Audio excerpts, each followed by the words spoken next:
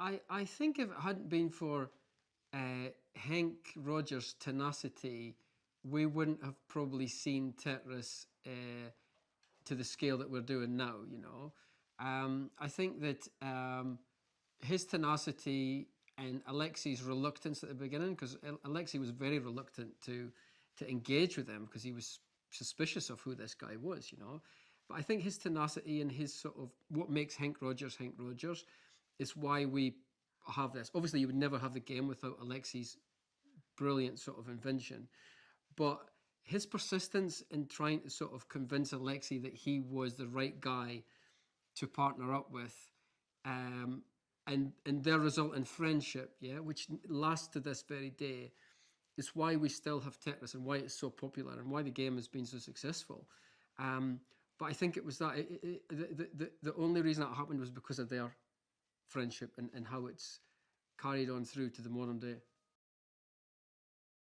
Yeah, one of the big challenges when you're doing a true story is to take the script and to go, if it's based on based on real events or real people, say, how are we going to make this different from a documentary? How's it going to be entertaining? We're gonna stay as true as possible to the story, but make it entertaining for an audience. Yeah, and I think that's always the big challenge. You know, how to entertain, but still make it believable and true to the actual, to the real people's story. I think the sort of computer graphic element was hinted at in the script, but it didn't get fully realized until post production. Yeah, we were under so much pressure to shoot this because it was during COVID. Yeah, that we really just concentrated on the narrative, right, and telling that story and telling the thriller aspect of the story. And I think a lot of the sort of computer graphic style transitions or little chapters and stuff came afterwards when we could really sort of sit down with VFX and start to sort of visualize that, and incorporate characters and different ideas. And there was a lot of different people putting in those ideas. But I think that came after. That came more in post rather than being conscious of that during the shoot. I was very conscious of just not relying on that, but being able to tell the tale and not having to fall back on those kind of more gimmicky sort of computer elements. Yeah, but I think we've got the nice balance between the two.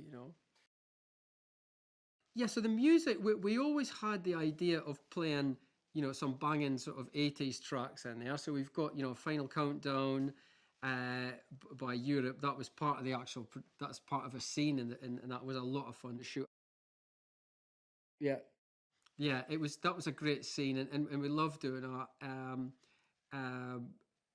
And then we've got a few tracks that have been recorded that are well-known tracks, like Blondie's Heart of Glass. That was we've got a Russian version of that because it was, and we wanted to really sort of play on the minor key for that to when Henk arrives in Russia, so it feels as though there's a big threat, and then the lyric would be in Russia as well. So just we were thinking about that, and then we've got a version. I've got a Japanese version of Bonnie Tyler's "Holding Out for a Hero." That we use in the car chase near the end as well. So, there was some of those ideas came before, some of them came in post. It's just an organic process when you're making a movie. You kind of have to get your mainstay. You've got to shoot your main part of the film and concentrate on that, and then with the music, we had a great composer called Lorne Balfe who did a really interesting sort of 80s synth track, 80s synth score, but also used a lot of the actual Tetris theme as the basis for the score, but not in a very obvious way. And the first time you actually hear what people recognize as the Tetris theme, which is a Russian folk song called Korobeineki, that is what the Tetris theme is actually made of. The only time you hear it in full is at the end of the film during the chase when Valentine's trying to chase Henk onto the plane. It was like a Hansel and Gretel trail that we seeded throughout the score from the beginning, and then we sort of paid off. So it was almost like I kind of recognized that, and then okay, it delivered. We wanted to put in more of a thriller sort of chase at the end, to pay off. So we worked a lot in the end with Noah, and bits and pieces throughout there. And myself and Noah sort of worked very closely together for, it was almost a year before we went into production, because we were always getting held up with COVID and with financing, and the script wasn't quite right for the financiers to sign off on. So we worked really hard. We had a very close, we had a great close working relationship. I hope people have a fun ride, with this film. I hope they're kind of educated in the history of it.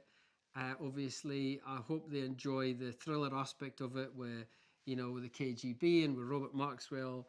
I hope they see the humour in it, because there are some great funny moments, particularly with Toby Jones, who is one of the funniest actors I've ever worked with.